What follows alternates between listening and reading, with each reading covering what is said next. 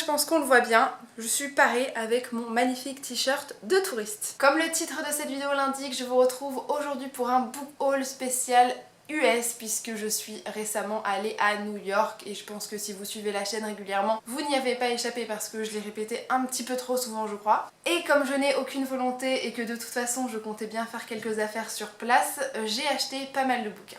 Le prouvent ces différents sacs qui ne sont même pas complètement remplis puisque certains des livres que j'ai achetés ne sont même pas à l'intérieur. Et comme je n'ai aucun sens de l'organisation ni la volonté de résister à l'envie de vous montrer tous ces achats, eh bien j'enchaîne deux book hauls d'affilée parce que c'est comme ça. Je suis désolée mais moi je suis bien trop excitée pour vous cacher ces livres encore un mois. C'est pas possible. Première boutique et pas des moindres dans laquelle je me suis rendue, il s'agit de Strands qui est une librairie assez connue à New York. D'ailleurs c'est une librairie new-yorkaise si je ne me trompe pas. Elle est très connue puisqu'elle est assez spécialisée dans les livres d'occasion, elle en propose énormément, pas mal de livres neufs aussi, mais elle a surtout une très grande section de livres anciens, alors c'est pas techniquement ceux qui m'intéressaient le plus, mais elle est aussi connue pour ça. Et c'est aussi l'endroit où vous pouvez trouver pas mal de bouquins d'occasion, ce qui est assez intéressant pour moi puisque comme je vous le disais, des bouquins d'occasion en VO en France, c'est pas non plus ce qu'on trouve énormément, et là-bas j'avais moyen de me faire plaisir. Ils vendent aussi des livres neufs un petit peu moins chers que dans le reste du commerce, c'était aussi l'occasion de faire quelques achats un petit peu moins chers tout en restant neuf et donc en déculpabilisant un petit peu. Premier livre que j'ai acheté sur place et pas le moins important, puisque j'allais de toute façon l'acheter dès sa sortie, que je me trouve en France ou non. Je me suis donc jetée sur Tales of the Peculiar de Ransom Riggs, qui est un espèce de tome compagnon de la saga Miss Peregrine et les enfants particuliers. On n'y découvre pas une nouvelle histoire ni celle d'un des personnages en parallèle de la saga principale, mais c'est une espèce de compilation de différents contes qui sont souvent évoqués à partir du deuxième tome de la saga, dont je vous dirai pas plus de choses parce que j'ai envie de spoiler personne. Mais ces contes qui sont évoqués sont ici transcrits dans un livre qui leur est complètement dédié, raconté par l'un des personnages, là encore je tairai son identité. On trouve dans ce petit livre, puisqu'il n'est vraiment pas très grand, il fait un tout petit peu plus de 150 pages, 11 contes racontés par l'un de ces personnages et qui viennent renforcer cette ambiance assez particulière, assez bizarre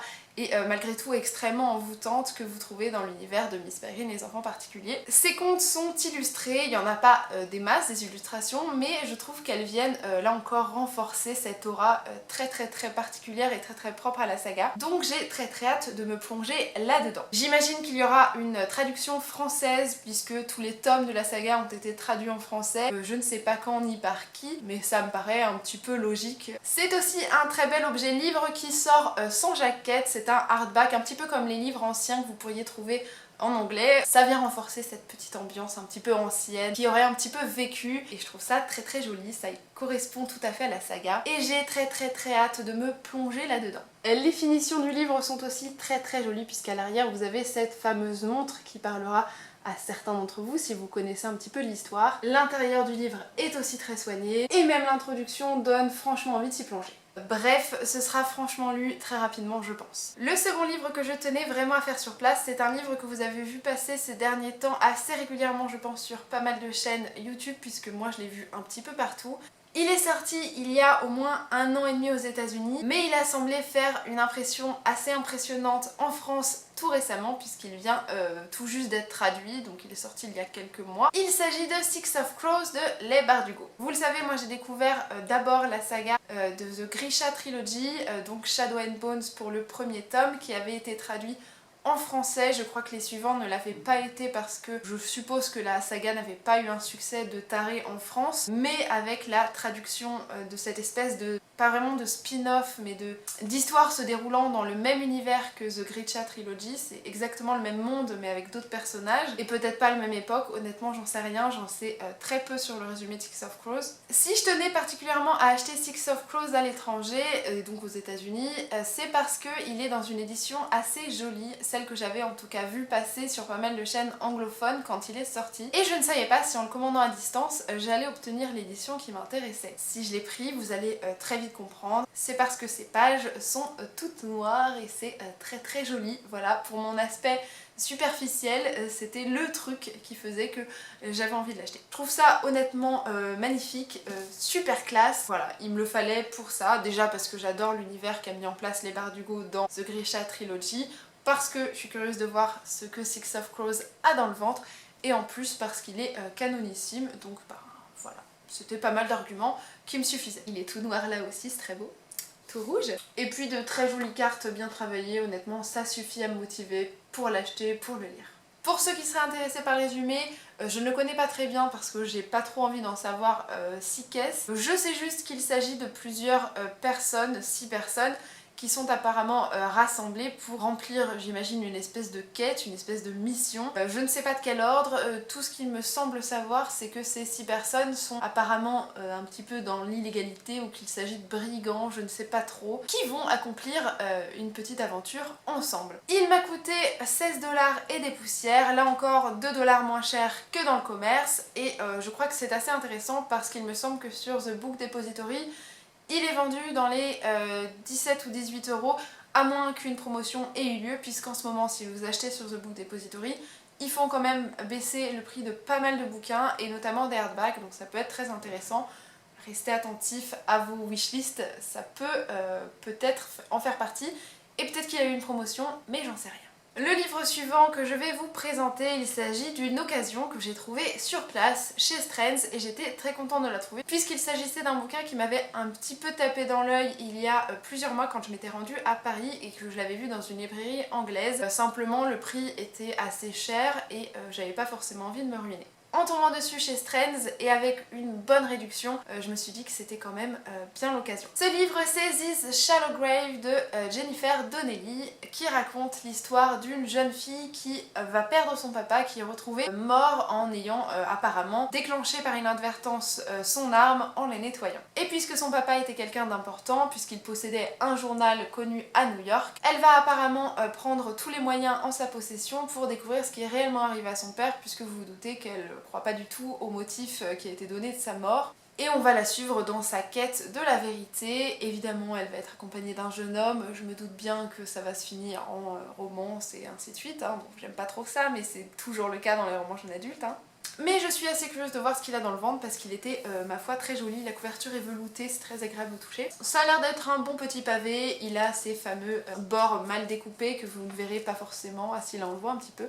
Et surtout, l'élément qui a fait que je l'ai acheté, même si le résumé n'est pas forcément le plus attractif du monde, il y a d'autres bouquins sur ma wishlist qui m'intéressent probablement plus, c'est qu'il était vendu à 10$ au lieu des 20 auxquels il est habituellement vendu. Et surtout, il s'agit donc d'un livre d'occasion qui est franchement dans un très très bon état. La jaquette est un poil abîmée en bas parce que bah voilà, le livre a vécu et donc par endroits elle est un petit peu, on va dire, retroussée, mais c'est pas franchement marquant. Le hardback est de très bonne qualité, il n'y a pas de trou, il n'y a pas de page abîmée. Donc mon cœur d'acheteuse compulsive a littéralement craqué et j'ai pas du tout résisté, il a directement fini dans mon panier. Donc un petit thriller jeune adulte, je demande à voir ce que ça peut donner et je vous en dirai des nouvelles quand ce sera lu. Et enfin, dernier livre acheté chez Strand et encore une fois une occasion. Il s'agit de All the Lights We Cannot See de Anthony Doerr, Anthony quoi. Là encore c'était une sacrée affaire puisque je l'ai payé 13$ au lieu des 27 auxquels il est habituellement vendu.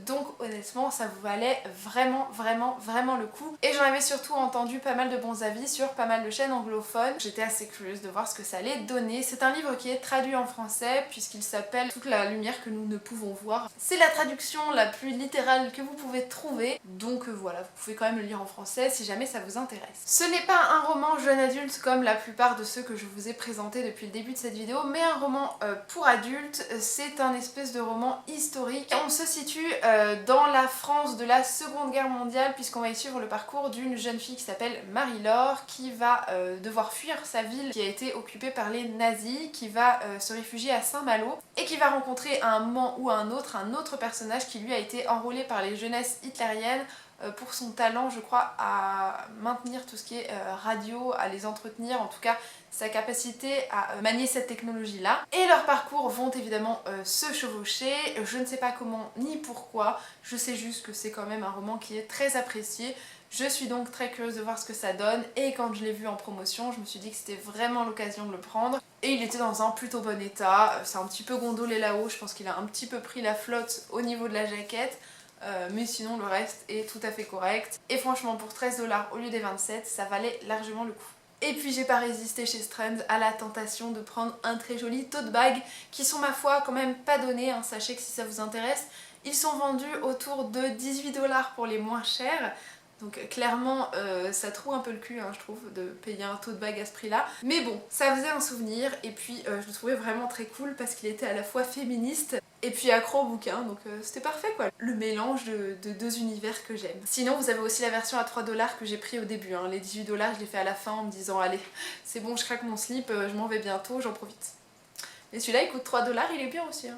Et l'autre lieu où j'ai fait pas mal d'achats, il s'agissait de Barnes & Noble, qui est une librairie là encore assez connue et cette fois-ci un petit peu partout dans les États-Unis. C'est un petit peu, je sais pas moi, pas leur Fnac parce que nous la Fnac elles vend un petit peu tout et n'importe quoi, mais eux on va dire que c'est un très gros groupe connu pour vendre pas mal de livres, adultes, enfants, tout ce que vous voulez. Je tenais au passage à dire que je trouve leur sac de course très cool parce que chacun de leurs sacs contient des extraits de certains livres un petit peu cultes, puisque de ce côté là on a un extrait du début du Magicien d'Oz avec l'histoire de Dorothy.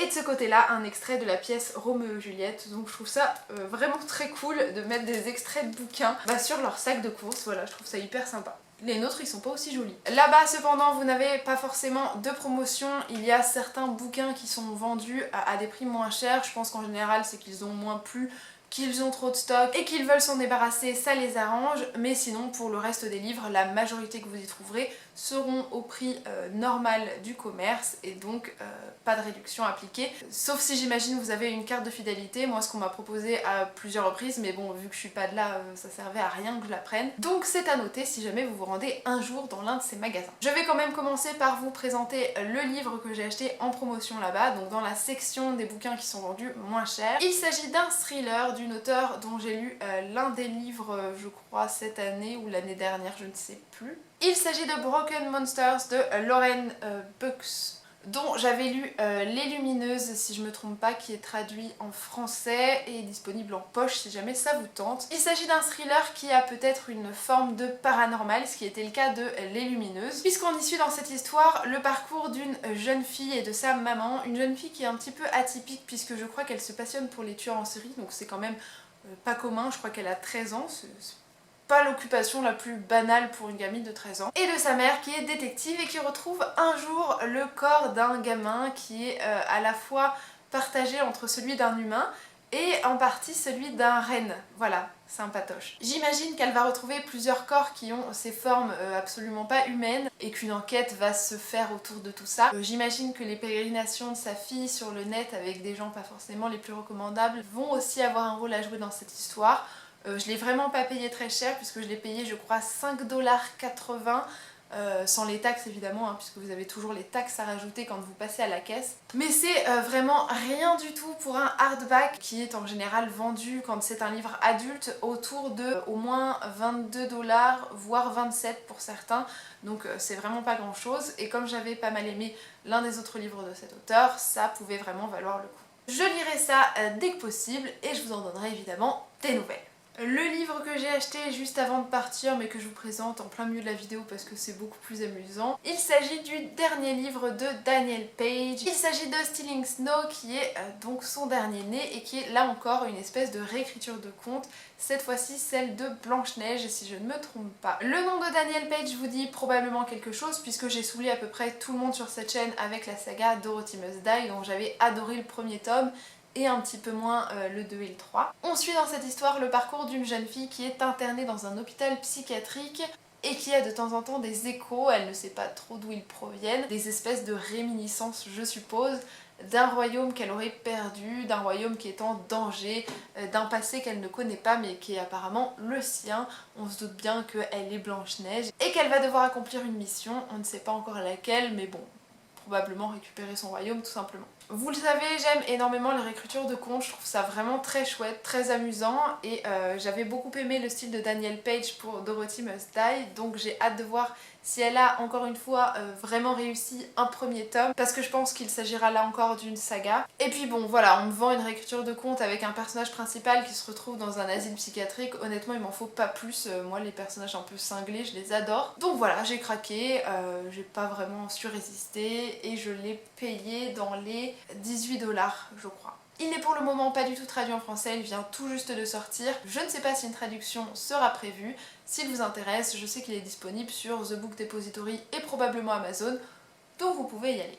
Et viennent ensuite 2 livres du même auteur que j'attendais de trouver sur place puisque j'espérais les trouver tous les deux en hardback, mais je pense qu'il y a eu des rééditions et que le premier n'est plus disponible en hardback du tout et que le second ne sera probablement jamais vraiment édité en hardback puisque je l'ai cherché pendant pas mal de mois sur internet, j'en ai jamais vu la couleur, ou en tout cas il est toujours out of stock. Donc je me suis rendue sur place, évidemment pas que pour ça, New York, hein, faut pas déconner, mais je suis allée voir en librairie pour voir si j'allais les trouver en hardback. Ça n'a pas été le cas, je n'ai eu que du paperback, mais ça ira très bien. Et puis ça pesait moins lourd dans la valise aussi. Il s'agit des petites histoires tirées de Dorothy Must Die, de la saga Dorothy Must Die. Vous savez, toutes ces petites nouvelles qui sont souvent éditées en format e-book. Et comme je n'ai pas de liseuse, je suis tout simplement dans l'incapacité de les lire. C'est plus compliqué sans, hein. Et bien, j'ai acheté les 2 livres. Chacun des livres contient 3 histoires qui sont, ma foi, assez grandes, je pense, pour des petites nouvelles, puisque les livres font chacun un petit peu plus de 300 pages. Donc c'est quand même assez intéressant, je trouve, pour des nouvelles qui des fois sont assez courtes et vendues très cher aussi. Donc comme j'avais adoré l'univers de Dorothy Must Die, j'aime beaucoup ce personnage qui est complètement retravaillé, qui est atroce, hein, parce que Dorothy du Magicien d'Oz est revenue dans le pays d'Oz, a complètement transformé ce pays, est devenue une espèce de chef dictateur d'Oz et l'a complètement retransformé. Tout est devenu très glauque et assez terrifiant au lieu de cet univers assez enchanteur qui lui est propre. Et Danielle Page a su créer, je trouve, un univers qui est très addictif, malgré que les 2 derniers tomes soient pas, je trouve, à la hauteur du premier, de l'univers qu'elle a su créer. Je suis curieuse de voir si ces histoires sauront un petit peu rattraper tout ça et je serais malgré tout très contente de retrouver ce monde-là et le style de Danielle Page que je trouve quand même assez sympa. En tout cas, il me convient parfaitement. On change de magasin, mais on va rester dans l'univers du Magicien d'Oz puisque je vais vous faire la présentation d'un livre que j'ai trouvé magnifique et que j'ai déniché au Chelsea Market, qui est surtout connu pour ses stands de nourriture puisque vous avez plein de stands différents avec plein de styles de nourriture différents qui avaient l'air tous très appétissants. Mais vous trouvez aussi dans cette galerie une petite librairie qui a proposé l'un des livres que j'ai trouvé les plus jolis, celui du Magicien d'Oz, édité par Penguin Threads. En fait, c'est comme si les personnages avaient été cousus sur la couverture, hein. Bon, je pense que c'est un espèce de scan d'une réelle tapisserie, on va dire, où vous y trouvez les personnages principaux de cette histoire. Vous avez le lion, l'épouvantail par ici, je crois que Dorothy est là, là c'est l'homme de fer. Vous avez ces fameux bords mal découpés qui donnent cette ambiance assez ancienne, un peu vintage au livre, que je trouve très jolie. Et surtout, le tout se poursuit à l'intérieur, voilà, vous en avez partout, vous avez même l'envers en fait de la tapisserie, ce que je trouve géant. C'est super bien fait, je trouve. Voilà, ça rend le tout très réaliste, ça donne une ambiance assez spéciale. Et vu que ça reste avant tout un conte, je trouve que ça allait super bien avec. Et comme je n'ai jamais lu l'histoire du Magicien d'Oz, je me suis dit que c'était l'occasion parfaite d'enfin lire cette histoire et peut-être de comprendre encore un petit peu plus certaines subtilités qu'a voulu mettre en avant Danielle Page, que je n'ai pas forcément. Donc c'était un petit peu l'achat parfait que je pouvais faire là-bas finalement. Et pour finir, 2 autres achats d'occasion, toujours en VO évidemment, hein. Et au passage, j'en profite pour donner un conseil aux personnes qui voudraient acheter des bouquins en VO sur place et surtout d'occasion. Je vous recommande tout ce qui est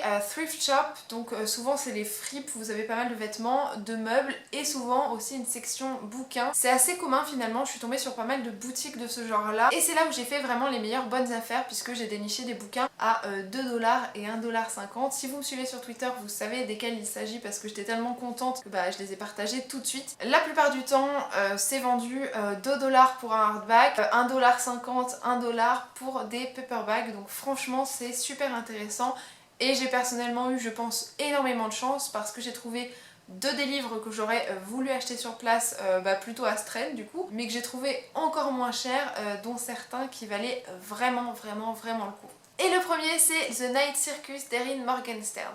Je l'ai trouvé pour 2$ seulement, sachant qu'il s'agit d'un hardback, donc c'est vraiment que dalle pour un hardback. Et surtout, je savais pertinemment qu'il était vendu extrêmement cher sur The Book Depository, version neuve évidemment, hein, là c'est une bonne vieille occasion, mais ma foi de plutôt bonne qualité, hein, c'est un peu abîmé évidemment, mais c'est franchement pas catastrophique. Il est vendu sur The Book Depository 27€ je crois, c'est énorme pour un hardback. En tout cas, c'est pas le prix que j'ai envie de payer parce que je trouve que c'est quand même très cher pour un roman. Le truc est sublime. Alors là je pense que ça se voit pas du tout à la vidéo mais cette partie là est holographique, donc en plus L'objet livre est magnifique, tout est en relief par là, bref c'est super beau. Même la partie hardback est très jolie. De ce que je sais de cette histoire, on suit le parcours de deux personnes qui se produisent tous les soirs dans un cirque qui apparemment ont des dons un petit peu fantastiques, un petit peu surnaturels. Hein. Deux jeunes gens, une fille et un garçon, et je suppose qu'il va leur arriver quelques petites aventures. J'en sais très peu sur le résumé parce que j'ai pas envie d'en savoir trop. J'ai entendu des avis assez positifs sur ce livre-là, les gens avaient l'air un petit peu envoûtés, ça a l'air d'être le genre de livre qui vous propose, qui vous installe une ambiance très particulière. C'est quelque chose que je recherche en général. J'avais donc depuis un moment envie de découvrir cette histoire, et même s'il a été traduit en français, puisque vous le trouvez sous le nom Le Cirque Merveilleux, je crois que c'est son nom, ou Le Cirque des Rêves, c'est peut-être Le Cirque des Rêves plutôt. J'avais quand même envie de le lire en VO, et je comptais plus sur la belle couverture hardback que sur la paperback, donc je suis ravie de l'avoir trouvé en hardback. Et même le dos est trop beau, bref, il me le fallait. Pareil, très bonne occasion, j'ai payé le livre suivant à seulement 1,50 $. À l'Armée du Salut, je suis tombée complètement au hasard sur l'Armée du Salut. Pendant qu'on cherchait la direction de marché aux puces, je me suis dit que j'allais aller voir ce qu'ils y vendaient, et ils avaient là aussi une section livres. Et j'ai trouvé l'un des livres que je comptais le plus ramener avec moi de New York. J'aurais pensé le retrouver chez Strand là encore, puisque je sais qu'il est quasiment impossible à dénicher en hardback, puisque la version hardback de ce livre est vendue actuellement 37 € je crois sur The Book Depository, enfin c'est hallucinant le prix du livre. Pour le paperback, je crois qu'il est vendu dans les 14 €, c'est déjà mieux mais cher pour un hardback. Et je l'ai trouvé complètement par hasard à l'Armée du Salut. Dès que je l'ai vu, c'est pareil, je lui ai sauté dessus, je l'ai pris tout de suite avec moi, et j'ai bien fait parce que je pense qu'il y avait un mec qui prenait tous les livres pouvant bien se vendre dans d'énormes sacs. Je sais pas s'il bossait pour une librairie d'occasion ou pas, mais c'est sûr que s'il l'avait vu avant moi, il l'aurait attrapé, donc j'ai bien joué. Trêve de suspense, il s'agit de Vicious de Victoria E. Schwab.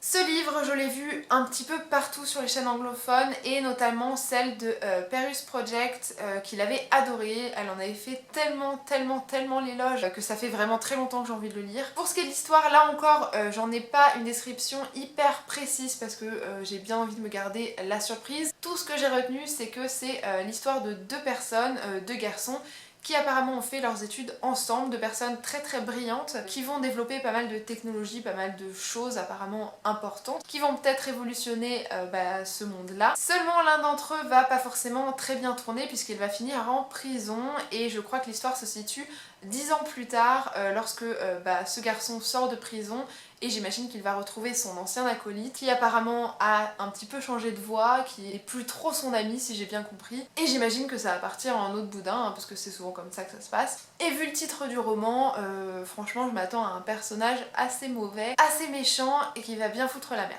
J'ai très hâte de voir ce qu'il a dans le ventre. Je pense que c'est une lecture que je vais faire assez rapidement parce que vraiment il me tente énormément, et il faut aussi que je me procure la nouvelle saga qu'a mis en place cet auteur, qui m'a l'air aussi très apprécié. Bref, si vous êtes aux États-Unis, que vous comptez ramener des livres, en tout cas que vous en avez l'occasion, profitez de l'Armée du Salut, les magasins d'occasion, il y a vraiment de bonnes affaires à faire. Et c'est tout pour les achats que j'ai fait à New York. Vous voyez que j'ai quand même fait pas mal d'occasions puisque j'ai acheté pas mal de livres soldés, on va dire, il y a quand même beaucoup de petits prix. Et en même temps, je pense que pour certains livres que j'ai achetés neufs, j'aurais sans doute mieux fait d'attendre et de les acheter directement depuis la France. Mais bon, j'étais assez incapable de résister, et je suis quand même globalement très satisfaite des achats que j'ai fait sur place. J'espère que les livres que je vous aurai présentés vous auront un petit peu tenté. En tout cas, n'hésitez pas à me tenir informée et je serai très contente de discuter avec vous sur ce sujet. Je vous remercie à nouveau pour votre présence sur cette chaîne et je vous dis à très bientôt. Salut!